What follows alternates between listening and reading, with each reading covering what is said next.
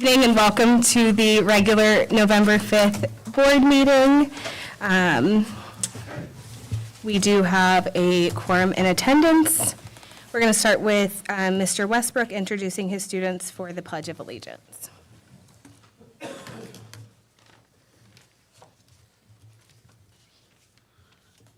Good evening. I'm proud to introduce two seniors who represent our mission and vision for East Carteret graduate. These seniors came in as ninth graders, which seems like 2 days ago. And now seniors have grown and excelled academically, athletically, and personally while preparing themselves for success after high school. Skylar Bordeaux is a senior who plans on attending a 4-year university and majoring in architecture. She is the president of the Student Government Association, a 4-year volleyball player, and an award-winning artist. Mr. Clay Michaels is a senior who is planning to attend the Naval Academy. He is a senior class president, a member of the cross-country and track teams for 4 years, and is another accomplished award-winning artist. So, Skylar, Michael, Holly.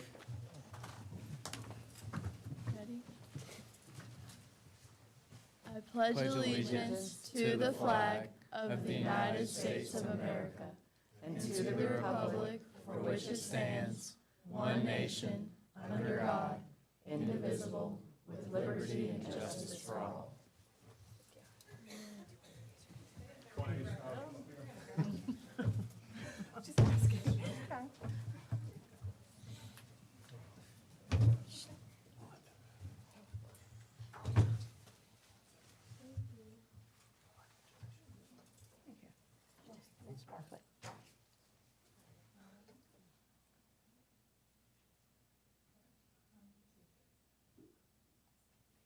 Good job, y'all. Thank y'all. Oh, gosh. If you'll stay standing, Mr. Owen Reinhardt's going to come lead us in our invocation. You here? That's you. He's looking sharp tonight, too. He is. Let us pray. Dear Lord, thank you for bringing us together this evening in the name of service. We are grateful for our leaders, our schools, our teachers, and all who work hard to help our students learn and grow. Please guide everyone here tonight as they make decisions for our school system. Lead them and guide them in the way you would have them go. We pray for your blessings upon all of our schools and upon all students and adults who enter them. We ask that you cover our schools in your protection, giving us safe and loving places to learn. Thank you for all the people who care about our students and our communities and help them all work together with respect and understanding for the betterment of our students and our future. Amen. Amen. Amen. Thank you. Come back up. Join us. No, hey, you get to take pictures. Hey, where do you go to school, Owen? Where do you go to school? Okay. Good job tonight. We're proud of you. You did a great snazzy job. too. Yeah. You are a nice dresser.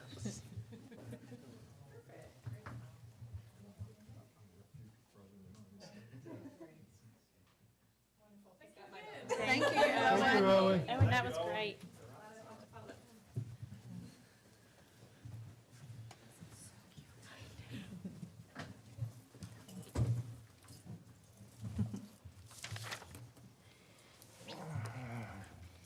For 1.5, we are going to postpone this to next month's meeting, and it will be reflected in the minutes as such. So that brings us to the meeting agenda. Do we have approval of the agenda?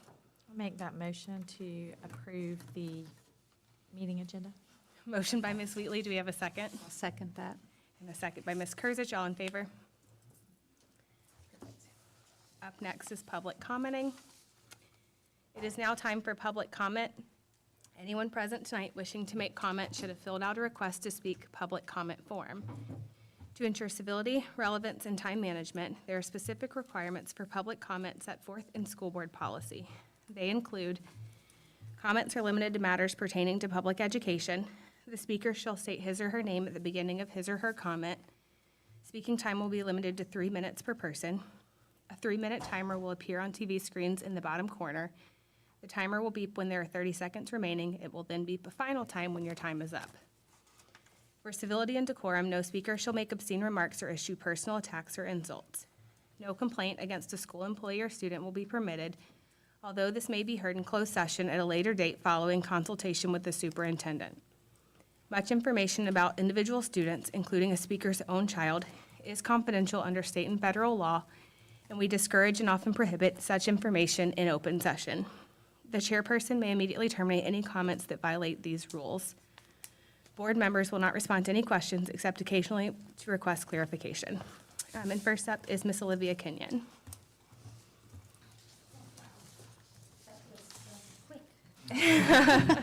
So please excuse me. My name is Olivia Kenyon, and thank you for allowing me to address you.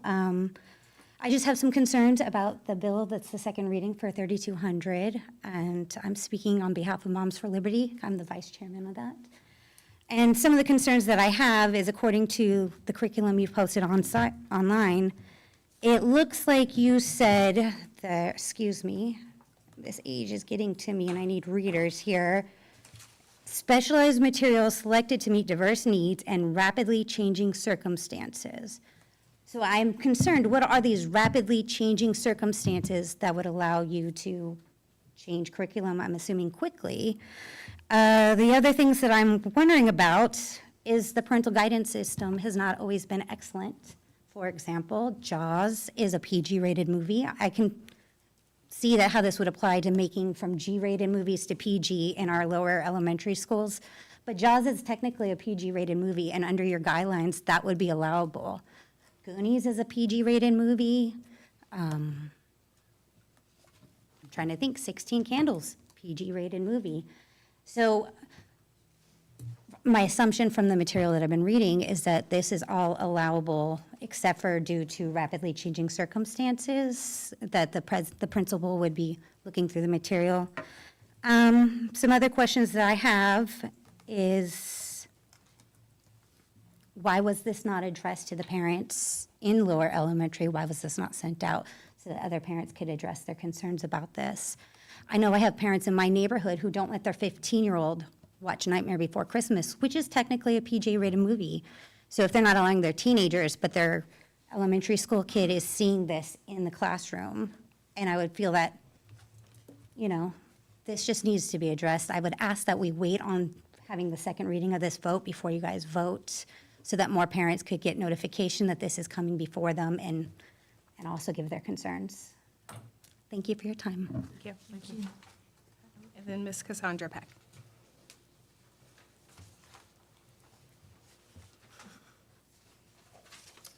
So thank you for your time. I am totally speaking without notes, so bear with me as I do that. But so I'm a parent of a gymnast. She attends Crystal Coast Gymnastics. And I want to thank everybody for their support. The principals, the athletic director for Carteret County, Corey, is amazing. So we've gotten support to start a high school gymnastics team. This was our first season. This past weekend was our final state meet, and it has just been an incredible opportunity for our athletes. So one of the things that is on the table in terms of conversations with the principals, and I just wanted to ask for further support anywhere we can get it, is for varsity letters to be awarded to those athletes. So we recognize that gymnastics is not a recognized sport for the National High School Athletic Association. I believe if I'm getting that acronym wrong, forgive me. But that being said, our students are absolutely athletes, and I think for anybody who has any awareness of gymnastics, it is a huge mental and physical demand on our kids. And so we would just like to see that their achievements as athletes, particularly on behalf of their high schools, are recognized with varsity letters similar to the other athletes, cheerleading, for example, some of the other sports. So again, I know that that is something that is principal discretion, and I know that the principals have been approached, but any support that we can have from the larger community in accomplishing that, I think would mean a lot for our girls. So just wanted to say that. Thank you so much. Thank you. Thank you. Up next is item 4, consent agenda. Do we have a motion to approve the consent agenda? I will make the motion to approve the consent agenda as presented. Motion by Ms. Wheatley. Do we have a second? Second. Second by Mr. White. All in favor? Perfect. And up next, I believe, is, yes, Mr. Blair Probst. Good evening, Board. For second read policies, these policies are a mixture of local revisions and edits initiated by the North Carolina School Board Association. Policy 3610, counseling program, policies 3620, extracurricular activities and student organizations came from separate updates from the School Board Association. These revisions reflect modifications in state board policy, changes in federal and state legislation, and judicial created precedent established in case law. Policies 3200, selection of instructional materials, and 3450, class rankings, are local changes requested by our school administrators. These revisions provide greater flexibility for administrators regarding visual media in the school and reflect our current practices in recognizing academic achievement at our high schools. There are no revisions on these policies since last meeting, so happy to answer any questions you may have.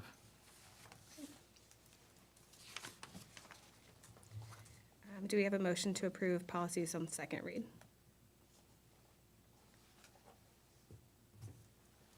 I will make a motion to approve as presented. Motion by Mr. Jenkins, do we have a second? I'll second. Second by Ms. Chadwick, or do we have any questions, or, good? All in favor? And all opposed? Okay. All right, first read policies. These policies come from the North Carolina School Board Association's Fall 2025 update packet. And these revisions reflect modifications in state board policy, changes in federal and state legislation, and judicial created precedent established in case law. I read these policies. There's not anything of note to bring forward to you. I know there's quite a bit of them, but a lot of these policies were basically the reflection of new general statutes as well as new rules that were dictated by DPI. So I'd be happy to answer questions that you may have. And none of these were local? No, none of these were locally done. Thank you. All right. Thank you very much. And now it is audit report time.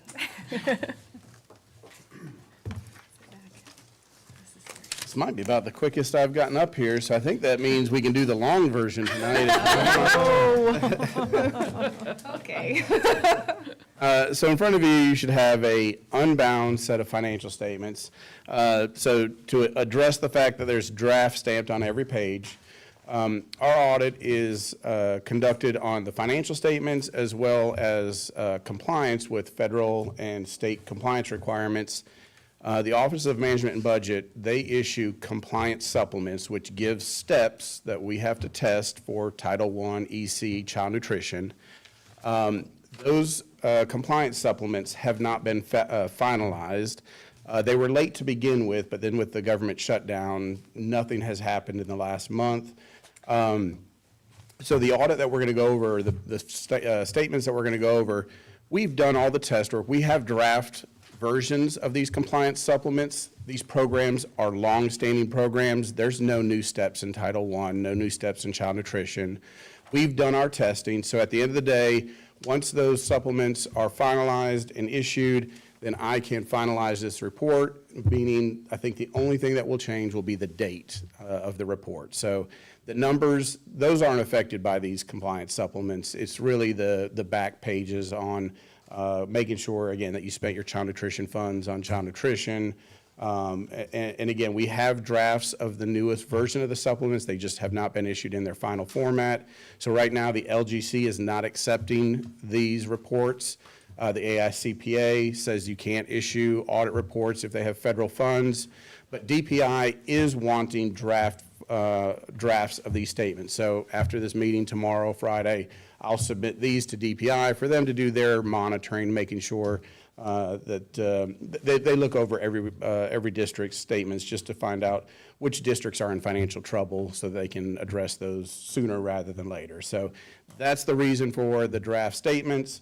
Once we get supplements and get a final date, I'll send out a clean version with no draft statement, and anybody that wants a nice blue bound set, I'll put those together and send those as well so you can add them to your collection. But anyway, you also have a 3-page letter in front of you, also in draft format.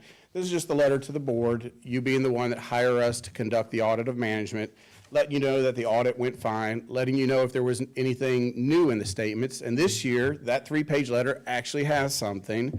There is a new GASB, a new standard that basically says we have to recognize an estimated liability for sick leave. You've always had annual leave as a component to your government-wide statement. So you have your funds that have net position. Annual leave and sick leave are not a part of that. You don't have a liability for millions of dollars for that annual leave. You pay it as you go. But you then take those fund statements, where you have your cash, receivables, direct payables to vendors, get your fund balance. You take those statements and you add assets like the value of your buildings. You add liabilities like annual leave, like the portion of pension plan, state pension plan that is attributed to Carteret County Schools. And now you add sick leave to get you a negative net position or an adjustment to net position that decreases your net position for the value of sick leave. And again, that just lets you know that we have updated these statements, done a prior period adjustment to act as if sick leave has always been a component of them in accordance with GASB 101 that came into effect for the 24-25 fiscal year. So that's in that 3-page letter letting you know that that was implemented. And other than that, the audit, again, went as planned. Here in November, again, presenting. Didn't have any difficulty conducting our audit, no disagreements with how to apply accounting principles, or even how to calculate sick leave liability. So if you would, in the statements, turn to page 1. So you hire us, again, to conduct the audit of management and give our opinion on the financial statements. That opinion isn't as to whether you had a good year or a bad year, just that the financial statements are accurate. So page 1 is our actual independent audit report. And it basically states that we believe that the financial statements presented here, both for net position and fund balance, accurately reflect the position and the year-end or the year activity for June 30, 2025. So this is, again, a clean, unmodified opinion letter. And it also notes that we have implemented GASB 101 in accordance with requirements. So again, a clean, unmodified opinion letter. The financial statements are accurate. From here on out is the part where we just talk about whether it was a good year or a bad year. But at the end of the day, the statements were accurate. Were not significant adjustments to get from the general ledger that we received to start our audit to these financial statements. We make some adjustments, but as we go and as we conduct our work and finalize balances, the information you're getting month after month after month is consistent with the information that appeared at year end. So again, a clean, unmodified opinion to the accuracy of those statements. If you turn to page 14, Exhibit 3. So again, we skipped the first 2 exhibits. Those are the balance sheet and income statement, treating Carteret County Schools as if it was a publicly traded company that might have to go out and issue debt, issue bonds, issue stock. Nobody cares about the value of your buildings or the cost of your pension plan. What everybody cares about, management and you, is fund balance. And that's where the statements begin. Exhibit 3 is a balance sheet for your governmental funds. You house your fund balance in the general and other special revenue fund. Those are your 2 local funds. State public school fund and federal grants fund. Those allotments, you use them as you receive them, whether it's dollar allotments or position allotments, so those 2 do not carry fund balance. They do have items in their balance sheet this year. I will note, if you look at the state public school fund, there is a liability for bank overdraft. Don't worry, that is not you having negative cash in the bank. That is basically a due from a receivable payable between local and your state public school fund bank account. That receivable is offset by an internal payable from local. The process of managing the state funds and the federal funds changed this year. You request cash, you issue your payroll checks, your payables checks, and then DPI compares what you requested to what you actually spent, and then they take back the rest at the beginning of the next month. You also, in the meantime, especially at year end, move money from local into state. And again, not to get too much in the weeds, but this is how a bank overdraft occurs. And the movement of expenses to maximize allotments, maximize positions, not overspend allotments, that movement at year end then has to be met with a manual wire transfer where you actually initiate a wire transfer. That used to happen automatically. You would do a request to move expenses and DPI would move the funds for you. That is no longer the case. You actually have to do a wire transfer, so that creates a delay. So at year end, when they're truing up your revenue and expenses between state and local, making sure, again, not to have violations of allotments, a timing difference from local, moving money from local into state occurs. You still have excess money in state because, again, you might order $2 million, spend $1.5 million, and then they take $500,000 back. So it's not that cash is sitting there at a negative balance. You're bouncing checks. You can't even bounce checks. Even if you didn't request money and you just spent, your bank account really isn't your bank account. It's a part of the larger DPI bank account, so you'll never bounce a check. So there's no other name to call it other than bank overdraft. So that is a new line, again, that is not probably familiar, we've not talked about in the past, but it is not essentially you bouncing checks. It is really just a timing difference of moving money from your local account into the state account. Back to the good news, the general fund and other special revenue fund, how's your fund balance? If you look at that first column at the bottom, the general fund balance at the end of the year was $4,379,000, an increase of $620,000. The other special revenue fund houses all of your non-county revenues, small little state federal grants, indirect cost, interest, donations. That fund has fund balance of $3.8 million, an increase of $800,000 from last year. The fund balance of your capital outlay fund is $1 million, which is a decrease of $2 million from last year. For the last 10 years or so, we've been talking about Hurricane Florence funds. You've been holding Hurricane Florence funds. That is what you spent this year. Your capital outlay fund is really funded on a reimbursement basis. You identify projects, spend it, then you get the money from the county. So in a perfect year, that change in fund balance is going to be zero every year, plus or minus the fact that you might spend a little bit more on small repairs and projects, or you might receive a little bit more in the form of interest or sales tax reimbursements, but it pretty much breaks even. So the usage of $2 million of fund balance was really related to Hurricane Florence funds. And at year end, you had $728,000 remaining of those funds. But it's my understanding you have open POs and projects already identified, and as of today, probably $0 of Hurricane Florence funds remaining. So that decrease in fund balance, it's been coming for years, and this is just so that you didn't have to send that money back to DPI. Spend it on proper repairs from damages and things that qualify, related all the way back to Hurricane Florence. Your other fund balance is at the individual schools. They all have their own cash account.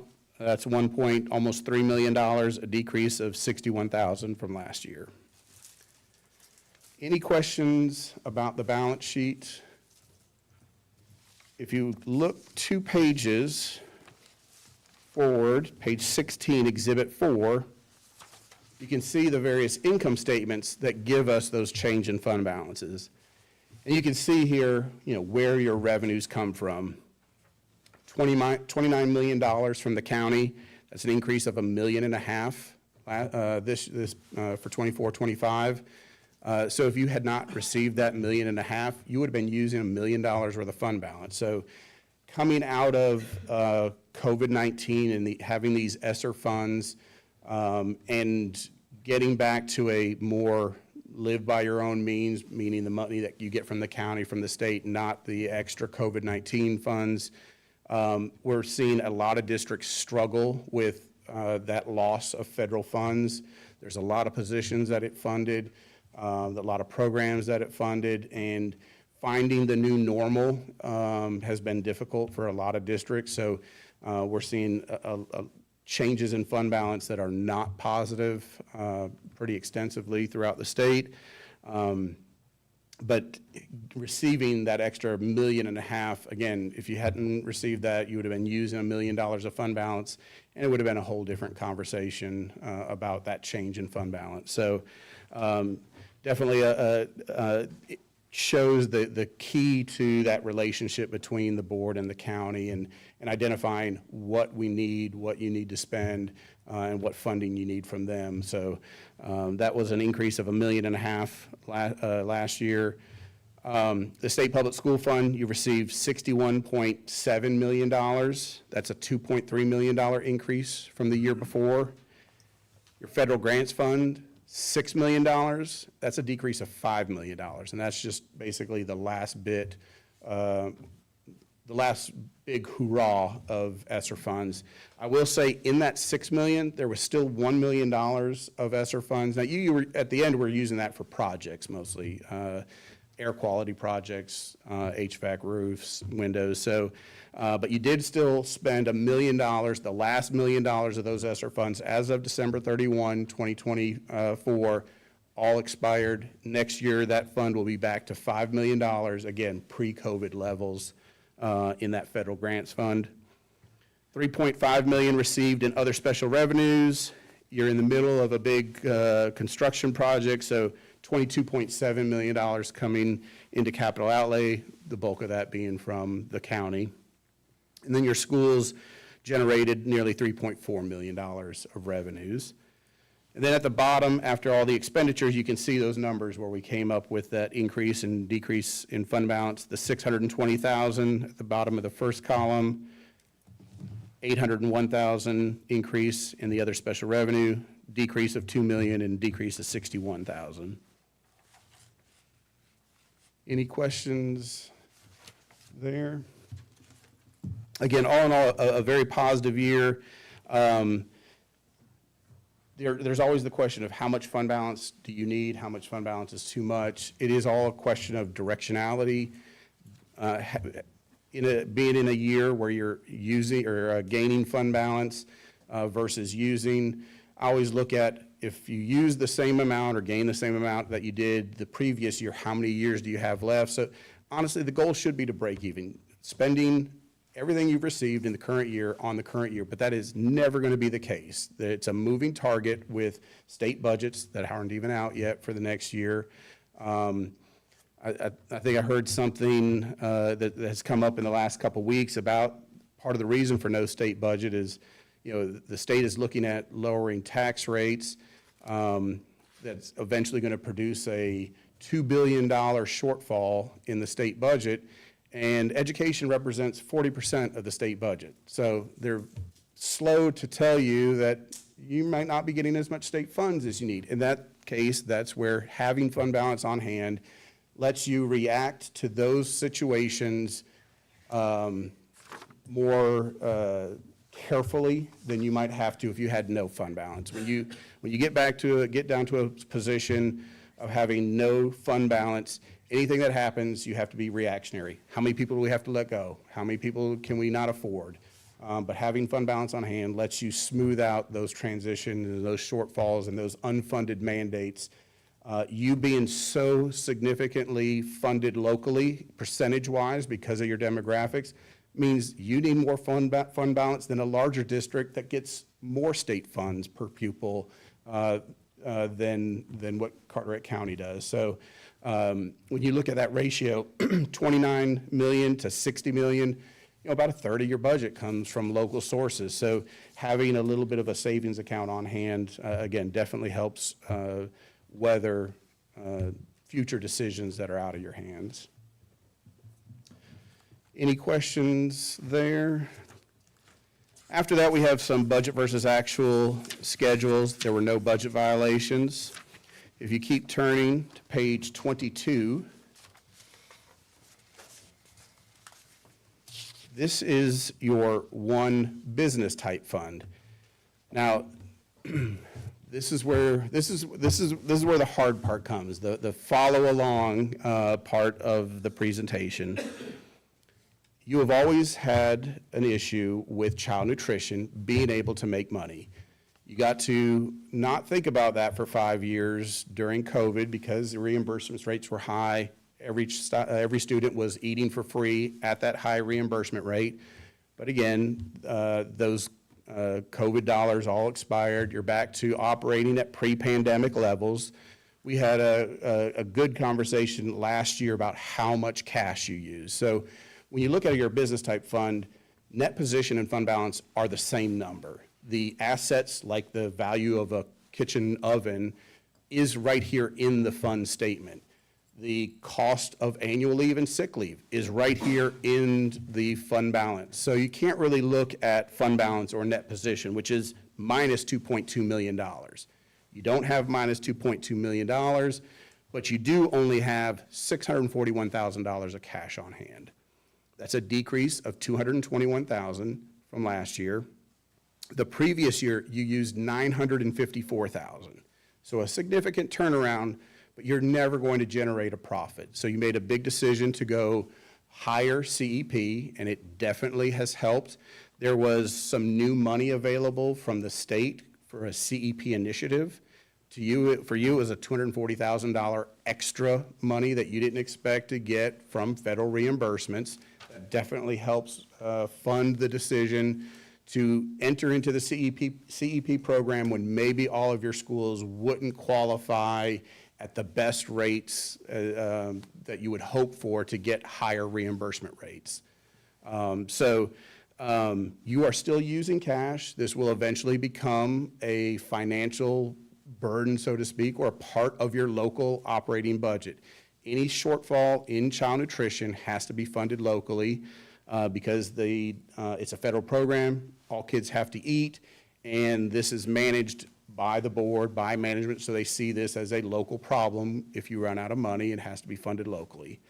There were a couple of issues affecting that $954,000 last year that didn't affect it this year. Last year, when you used $900,000, you actually spent $215,000 on new equipment. So you don't have that. You spent $9,000 this year. So that definitely helps cash flow. Also, cash flow is affected by your inventory levels.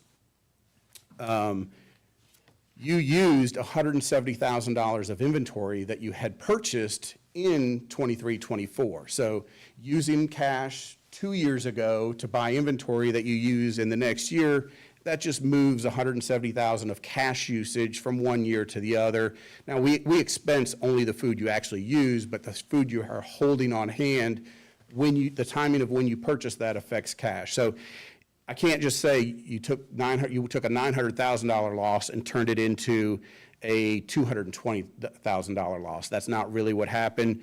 You really went from using about $830,000 to using $390,000. Still a dramatic increase, $400,000 of additional profit that you would not have had if you did not go CEP and not push participation levels. So again, a positive outlook on still a financial issue with the school system, with having numerous small schools geographically isolated.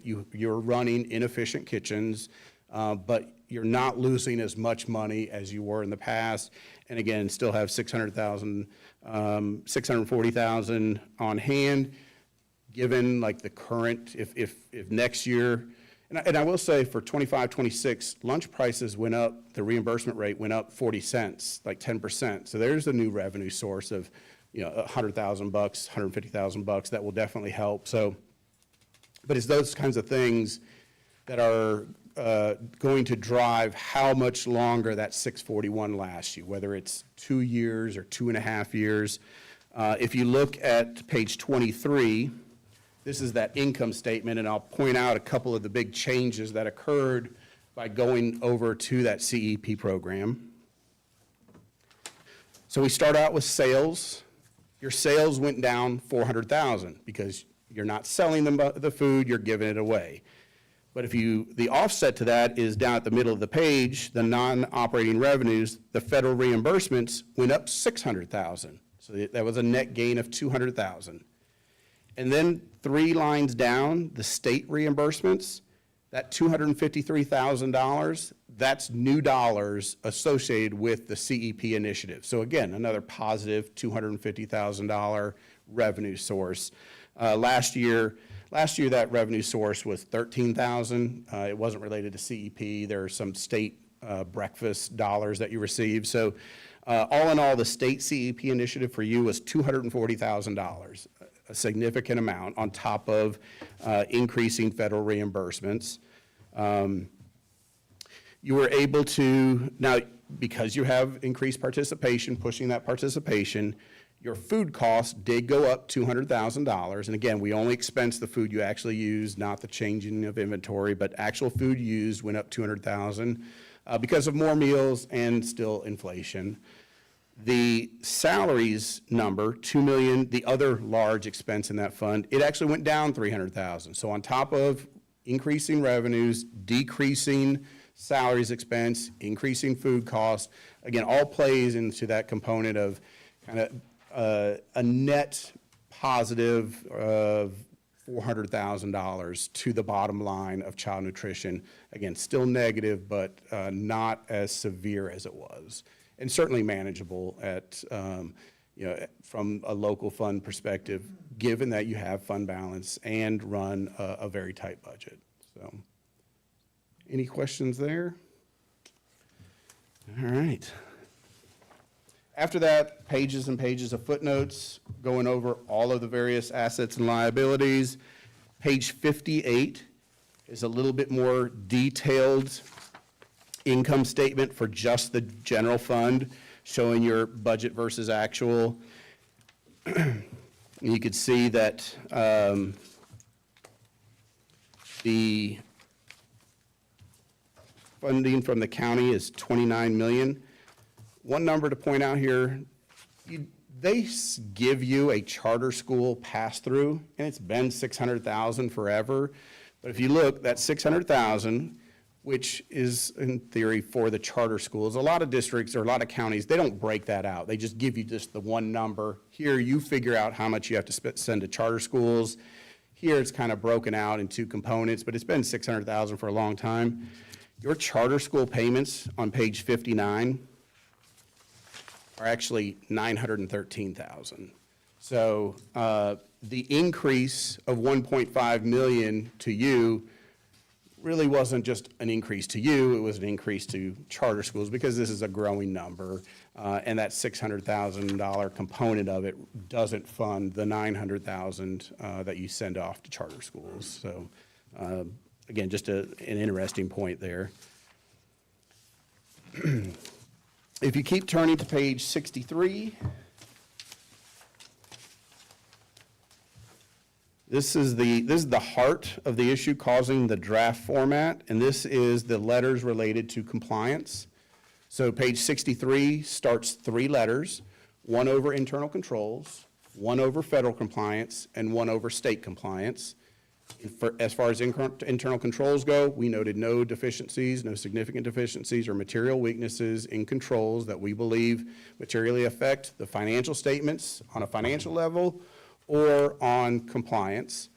For the state and federal letters, they both state that we believe you followed in all material respects the compliance requirements for each of the state programs that we audited and each of the federal programs that we audited.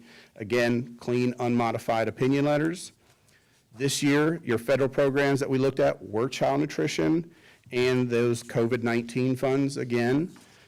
And on the state side, we have to audit the state public school fund every year because it's $60 million.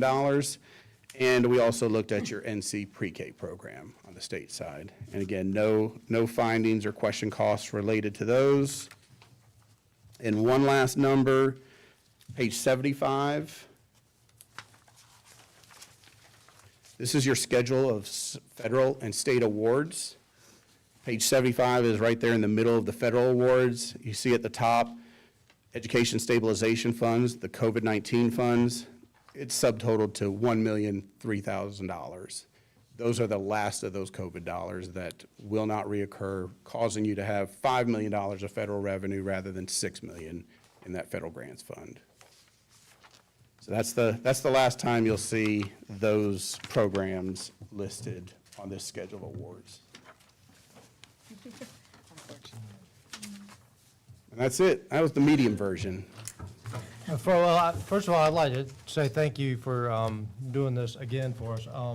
And you have a great way of making us feel good about not being in the black at our, sometimes. I Yeah. can say that. Yeah.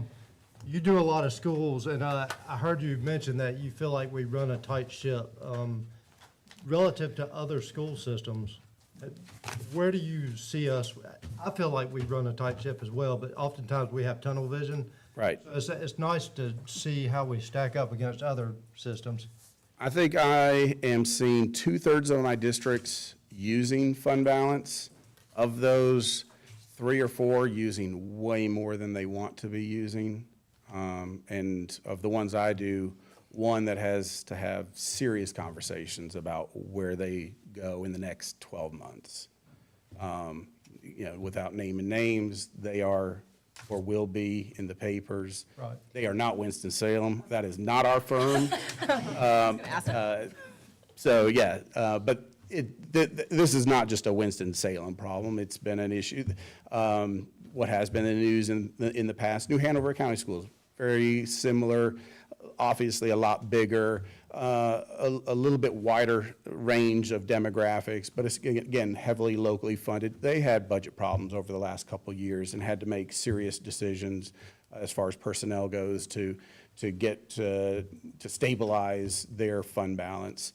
Durham County Schools has been in the paper over the last few years. Winston-Salem is just the most recent version of that, and it is more glamorous to write about those districts because they're larger. When you hear $40 million, but if I came here and said you were using $4 million, that would be just as detrimental as Winston-Salem using 40. It's because they have 8 times more kids or 10 times more kids than you do, and so it's all relative. The big districts get the headlines, so you might not read about some of the districts that are using $1 million or $2 million of fund balance. But again, proportionality and directionality, when you're using $1 million, using $2 million, you've got 3, 4, 5, 6 left. How many years can you keep that up? Again, I think you're well-funded, you're adding fund balance, but I do think everybody has a sense of the unfunded mandates that come. It will be harder to get dollars out of counties across the state going forward after this, because they too are coming out of a COVID high of excess funds, inflation, salary increases. There was a little bit of a bereavement on retirement rate. So one of your largest expenses, for every dollar of payroll, you send what used to be rounded 26 cents. It went down to, or 25.5 cents. It went down to 24 cents for 1 year, but it'll be back up 25.5. So that was a component here in these statements, a little bit of a break in that retirement rate, but it's still 25%. For, again, 25 cents on every dollar sent over to fund those retirement plans. Expenses like that or changes like that affect you more because 1/3 of your budget is local, and you don't get a built-in $2.3 million increase in the state. That's not built into your local funds. So you get a built-in $2.3 million increase in the state funds. If 1/3 of your funds come from local, there should be a built-in $900,000, but you won't see $900,000 built in every year. So I love my commissioners and Yes. hug them all the time. yes, absolutely. But it's those ratios, those conversations, those relationships, all key to maintaining or keeping you out of the papers. Well, I think that fiscal success in school systems these days is exponentially harder. And I'd like to give kudos to Julie and her team. I mean, obviously, if we're sitting here and what I'm hearing is that we run a tight ship. I'm proud of that, okay? So thank you for telling me that, and thank you, Julie, you and your team for doing that. You know, oftentimes we're out in the real world, and you're sitting here creating a great audit for us, so I appreciate that. So. And you are absolutely part of that overdraft discussion. It has become harder to do the same things from an operational standpoint.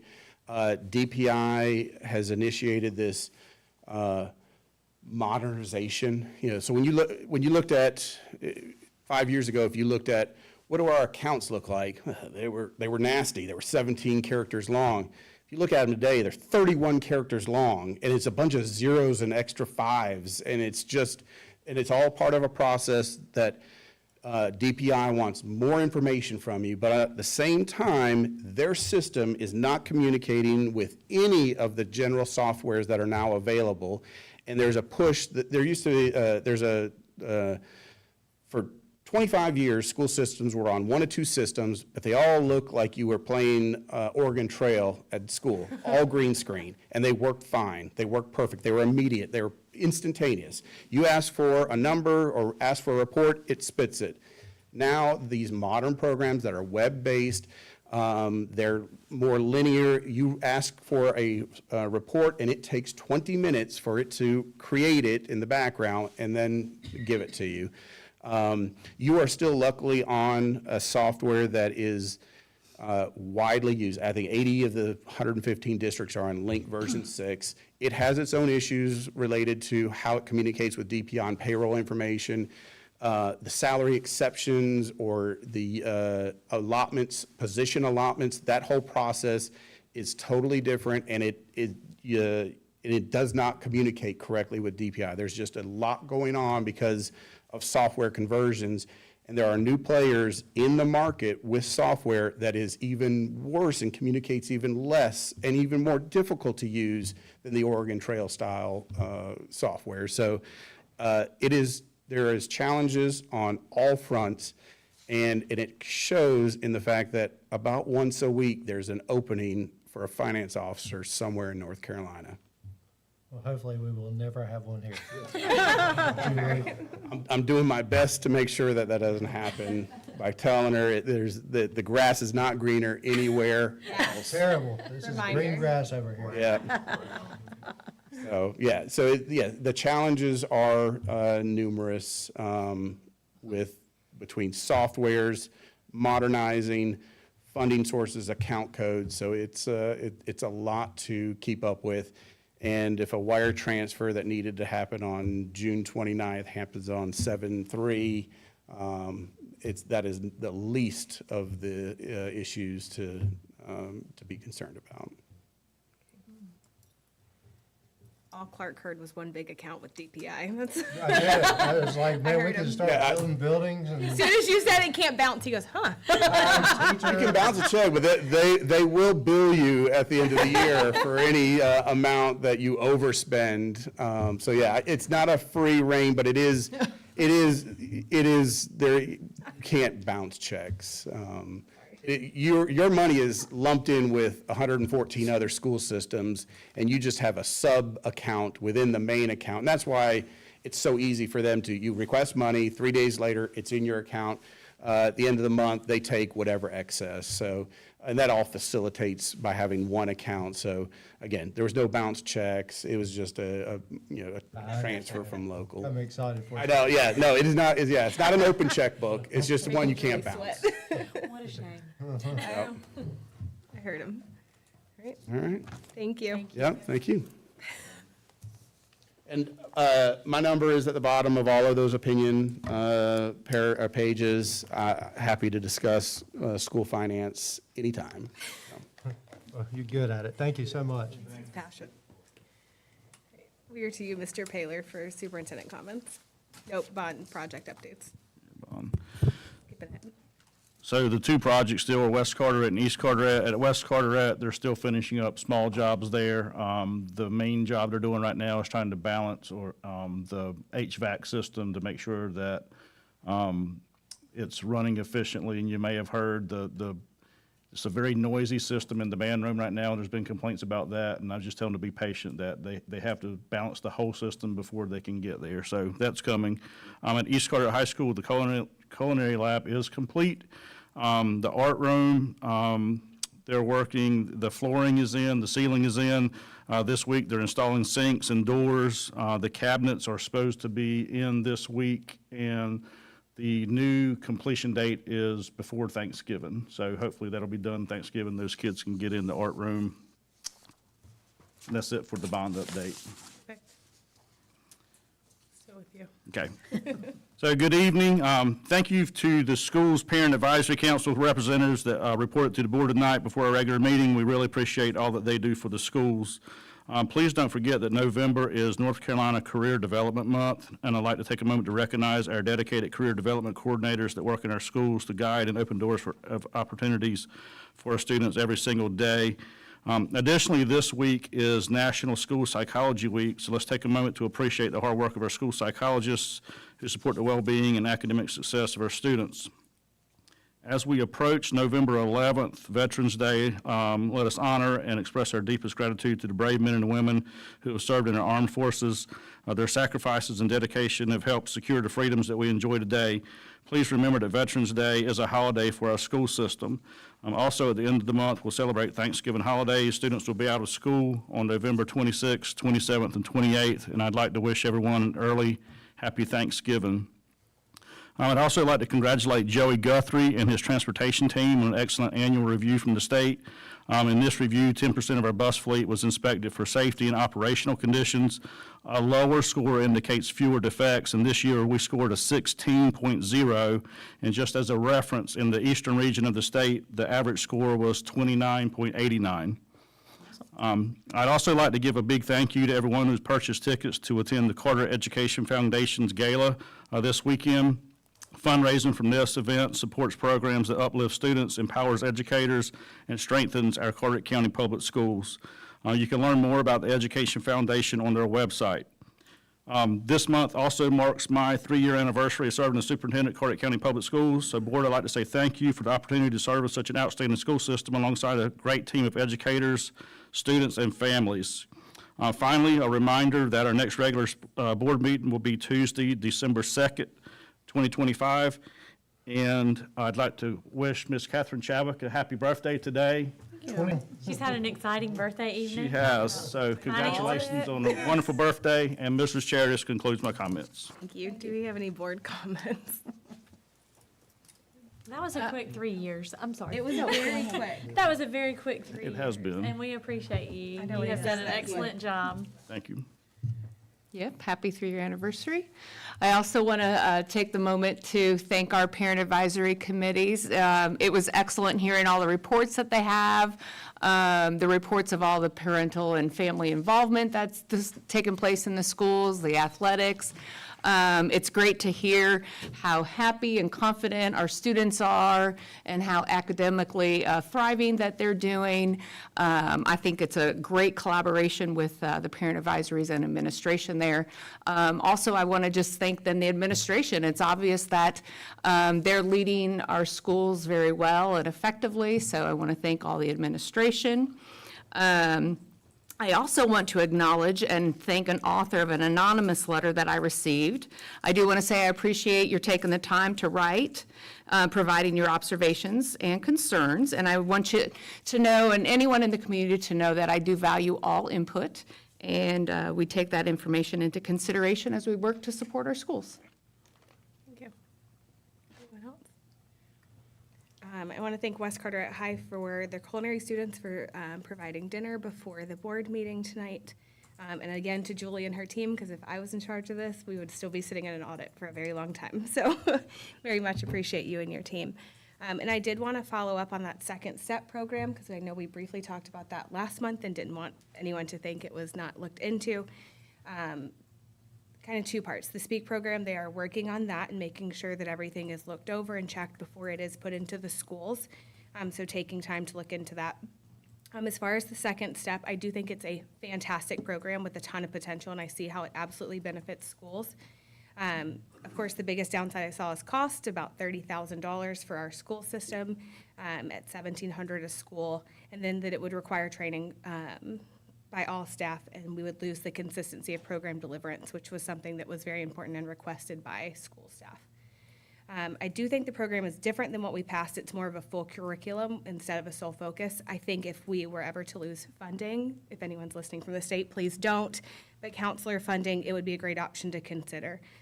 But did not want anyone to think we did not further look into that and see what it could offer. The next regularly scheduled board meeting is December 2nd at 6 p.m. and it will be live streamed on YouTube. Do we have a motion to adjourn? I'll make that motion. Motion by Ms. Chadwick, a second by Ms. Kurzich, all in favor.